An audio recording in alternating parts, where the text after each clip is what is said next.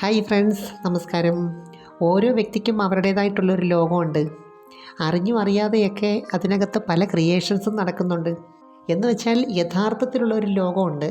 ഇത് കൂടാതെ നമ്മുടെ മനസ്സിൽ നമ്മൾ ക്രിയേറ്റ് ചെയ്യുന്ന ഒരു വേൾഡുണ്ട്.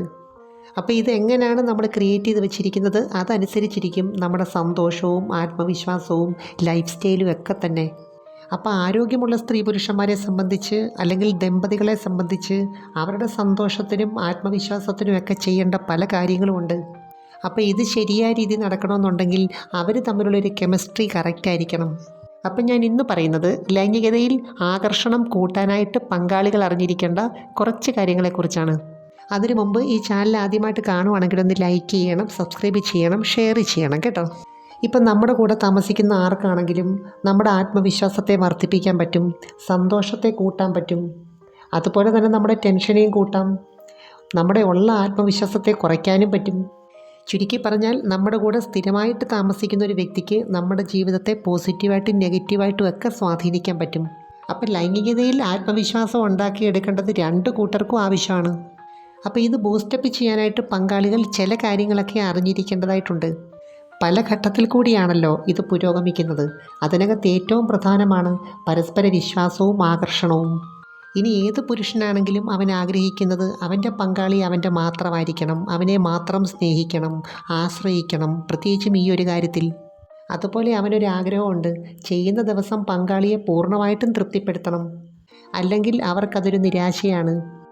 പല ദമ്പതിമാരെ സംബന്ധിച്ചും ഉള്ളിൻ്റെ ഉള്ളിൽ പല പ്രശ്നങ്ങളുമായിട്ടാണ് കിടപ്പറയിലേക്ക് വരുന്നത്. ഇവിടെ ഓർക്കേണ്ട ഒരു കാര്യം, ലൈംഗികതയുടെ ഏറ്റവും വലിയ ശത്രു എന്ന് പറയുന്നത് ഭയവും നിരാശയുമാണ്. പ്രത്യേകിച്ചും പുരുഷന്മാരെ സംബന്ധിച്ച് ഇത് കൂടുതലായിട്ടും ബാധിക്കും. എന്നാൽ ഇതിനെ ഏറ്റവും അധികം ബൂസ്റ്റപ്പ് ചെയ്യുന്ന കാര്യമാണ് ചിന്തകളൊന്നും അധികമില്ലാത്ത പോസിറ്റീവായിട്ടുള്ളൊരു മൈൻഡ് സെറ്റ്. സന്തോഷമായിട്ട് ബന്ധപ്പെട്ട ഹോർമോണുകളാണ് നമുക്കിതിന് ഏറ്റവും ആവശ്യം. അതുപോലെ തന്നെ ഇതിനകത്ത് സ്ത്രീ പങ്കാളിയും ചില കാര്യങ്ങളൊക്കെ ആഗ്രഹിക്കുന്നുണ്ട്. എന്നുവെച്ചാൽ അവരെ കൂടുതൽ കെയർ ചെയ്യണം, സ്നേഹിക്കണം, ഇതിനകത്ത് അവരെ കൂടുതൽ ആശ്രയിക്കണം, അങ്ങനെയൊക്കെയുള്ള കാര്യങ്ങൾ. ഇതിനകത്ത് സ്ത്രീകൾ തന്നെ ചില കാര്യങ്ങൾ മുൻകൈ എടുത്ത് ചെയ്യേണ്ടതായിട്ടുണ്ട്. പൊതുവെ ഒരു ധാരണയുണ്ട്, ഇതിനകത്ത് പുരുഷൻ വേണം എല്ലാ കാര്യങ്ങളും മുൻകൈ എടുത്ത് ചെയ്യാൻ. അവനാണ് കൂടുതലായിട്ട് ഇത് ആവശ്യമുള്ളത്, അതുകൊണ്ട് കൂടുതലായിട്ടും പ്രവർത്തിക്കേണ്ടത് അവനാണ്. അതുപോലെ ഈ ഒരു കാര്യത്തിൽ അവൻ എങ്ങനെയും സ്ത്രീയെ തൃപ്തിപ്പെടുത്തേണ്ടവനാണ്, അല്ലെങ്കിൽ സ്ത്രീക്ക് നിരാശ തോന്നും, അവനോട് ഇഷ്ടക്കുറവ് തോന്നും. ഇങ്ങനെയൊക്കെയുള്ളൊരു ചിന്ത ഇപ്പോഴും ഉണ്ട്. എന്നാൽ അത് അങ്ങനെ തന്നെയാകണമെന്നില്ല. ഇവിടെ രണ്ട് വ്യക്തികൾ തമ്മിലൊരു കാര്യം ഷെയർ ചെയ്യുമ്പോൾ സംതൃപ്തി ഉണ്ടാക്കിയെടുക്കേണ്ട ഉത്തരവാദിത്തം അവരവർക്ക് തന്നെയാണ്. അതുകൊണ്ടാണല്ലോ നമ്മളതിനെ ഷെയറിംഗ് എന്ന് പറയുന്നതും അല്ലെങ്കിൽ പങ്കാളി എന്നൊക്കെ പറയുന്നതും. ഇനി ഒരു സ്ത്രീയെ സംബന്ധിച്ച് അവരുടെ മനസ്സ് ഷെയർ ചെയ്യുന്ന വ്യക്തിക്ക് അനുകൂലമല്ലെങ്കിൽ ഇനി എത്ര മണിക്കൂർ എന്തൊക്കെ ചെയ്തെന്ന് പറഞ്ഞാലും ഒന്നും തന്നെ സംഭവിക്കത്തില്ല. അതുകൊണ്ട് മനസ്സിനെ ഡിസ്റ്റർബ് ചെയ്യുന്ന എന്തെങ്കിലും പ്രശ്നങ്ങളുണ്ടെങ്കിലോ അല്ലെങ്കിൽ പങ്കാളിയായിട്ട് എന്തെങ്കിലുമൊക്കെ ചെറിയ മിസ്അണ്ടർസ്റ്റാൻഡിങ് ഉണ്ടെങ്കിലോ അതൊക്കെ ഒന്ന് മാറ്റി ഒന്ന് ക്ലിയർ ചെയ്തിട്ട് വേണം ഇതിലേക്ക് വരാൻ. അതുപോലെ സ്ത്രീ ആണെങ്കിലും പുരുഷനാണെങ്കിലും അവർക്ക് ഇഷ്ടപ്പെട്ട ചില രീതികൾ ഇതിനകത്തുണ്ടാവും.